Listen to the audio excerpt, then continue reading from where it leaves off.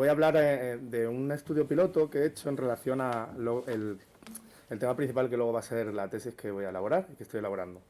Entonces he hecho un pilotaje sobre cuál es la eficacia de un programa de fisioterapia para pacientes de atención primaria, para estos pacientes que estaban con el tema de COVID persistente, long COVID y secuelas que estaban apareciendo, porque yo trabajo en atención primaria hace unos 10 años y cuando pasó todo este tema de la pandemia nos empezamos a dar cuenta primero que la fisioterapia estábamos totalmente desdibujados en todo, que estaban requiriendo ese recurso y que no se nos estaba utilizando. Nada. Entonces me puse a investigar un poquito, era cuando solo había en Italia y en China, no había mucho más en el mundo. Y efectivamente parece que iba a hacer falta. No sabíamos qué.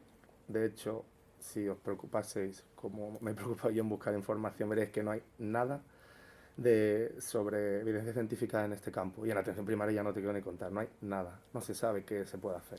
Entonces yo deduje que seguramente iba a ser necesario poder hacerlo. Por la situación de necesidad de tener que llevar la mascarilla, hacer un programa presencial iba a ser muy complejo por la parte de los ejercicios respiratorios que íbamos a tener que hacer, que requieren ventilaciones. Entonces se me ocurrió hacerlo de manera telepresencial por videollamada, ¿vale?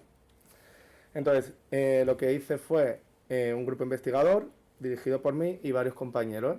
Entre ellos tengo a mi directora de tesis y a otros profesores que me están ayudando de la facultad y algunos compañeros médicos que me ayudaron a la captación de los pacientes. La Fundación FIBAB, la Fundación de Investigación Biosanitaria de Atención Primaria, pues tras exponer el caso me dio una pequeña financiación para poder realizar el trabajo. En todo caso, se lo quiero agradecer a ellos y a la gerencia de atención primaria, porque también han potenciado en todo momento que lo hiciera, si así me parecía bien. El objetivo principal de este pilotaje era saber el esfuerzo percibido que los pacientes, es decir, iban a mejorar a la hora de realizar este programa. Lo que se hizo fue seleccionar los centros de salud a los que yo tengo acceso. Entonces, nosotros en atención primaria, en la Comunidad de Madrid, no estamos los fisioterapeutas en todos los centros de salud, estamos en algunos y tenemos poblaciones según zonas básicas. En mi caso tengo 4 zonas básicas a las que tengo que atender. Pues fueron esos pacientes mi población diana. Diseñé con un pilotaje un estudio cuasi experimental pre-post, un antes-después, con un solo grupo analítico longitudinal y iba a ser prospectivo. Como ya os he dicho, serían esos 4 centros, esas zonas básicas, esas 4 zonas. Y los sujetos a los que yo iba a atender eran pacientes que estuviesen en fase de recuperación con un resultado positivo de infección mediante PCR y que tuviesen resultado negativo en el momento del estudio, encontrándose en fase de recuperación. Todo esto era en ese momento. Ahora mismo, con el tema de mi tesis, seguramente voy a modificar algunas cosas, porque ahora ya se tiene el concepto de long COVID. No existía cuando no se sabía que eso iba a ser así. Ahora, pues vamos a tener alguna pequeña modificación en ese sentido, pero vamos por ahí. Los criterios de inclusión, pues eran estos pacientes con una PCR positiva y que fuera negativizada en el momento de la captación. Pacientes comprendidos entre 25 y 65 años, una población media joven, y sobre todo muy importante, pacientes que tuviesen conocimientos para teleasistencia, con nuevas tecnologías. Excluimos a pacientes con síntomas COVID, temperatura mayor de 37,2, pacientes con múltiples morbilidades, pacientes con patologías previas, para las exclusiones típicas. ¿Cómo hicimos la muestra? Pues se realizó un muestreo consecutivo en las consultas de medicina de atención primaria, donde los médicos seleccionaban a los pacientes, según los criterios de inclusión y exclusión que más o menos acabo de contar ahora mismo. El tamaño de la muestra iban a ser, según el cálculo, 71 personas. Las variables que utilicé son la escala de Born modificada, una escala que va de 0 a 10, en la que 0 el paciente se encuentra perfectamente y 10 máximamente agitado, agotado, fatigado.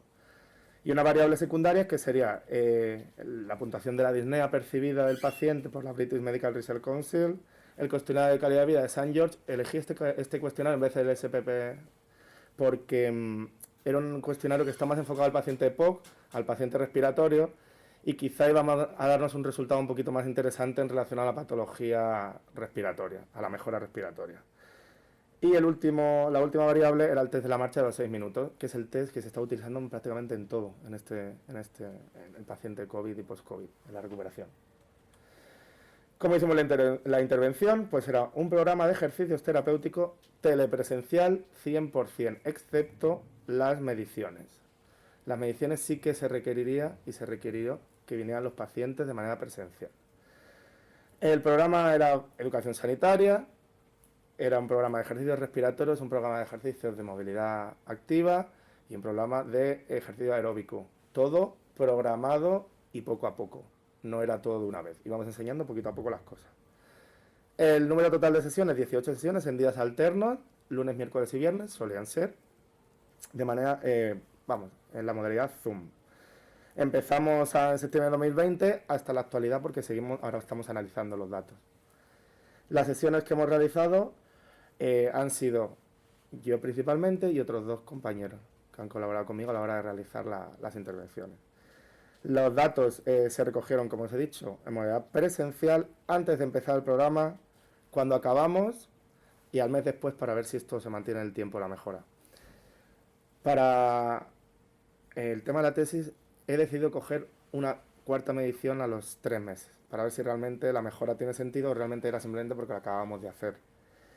Los datos los recogimos en un cuaderno de recogida de datos digitalizado para poder luego analizarlo. Resultados, pues de momento no tengo nada, porque estamos en ello. Lo que sí que os puedo decir que la percepción es muy buena, todo el mundo tiene mejores resultados en todos los campos, pero todo esto es lo que yo he ido anotando. Vamos a ver cómo luego nos sale. Se incluyen los 71 participantes, 5 abandonaron el proyecto en diferentes fases por varios motivos, algunos directamente desaparecieron en combate y ha sido, es verdad, complejo el hecho de, sobre todo el hecho de la videollamada. Hay gente que lo capta muy bien, pero a otras personas les ha costado un poco. Yo tengo la suerte que yo en el centro de trabajo es Alcobendas y es una población que quizás es más sencilla que conozcan esta modalidad. Y lo que sí estoy muy contento es que la utilización del Zoom y la modalidad teleconsulta, telerehabilitación, creo que llega para quedarse y que la pandemia ha sido una desgracia, pero igual tenemos una nueva forma de trabajo interesante. No hay estudios, como os he dicho, prácticamente en la atención primaria no encuentro nada. Hay algún caso clínico y poco más. A nivel práctico, es un programa fácil, sencillo, reproducible y muy económico y que puede ayudar a mucha gente. Y como ya os he dicho, la teleconsulta creo que viene para quedarse y que es una modalidad muy útil. Muchas gracias y nada, cualquier cosa.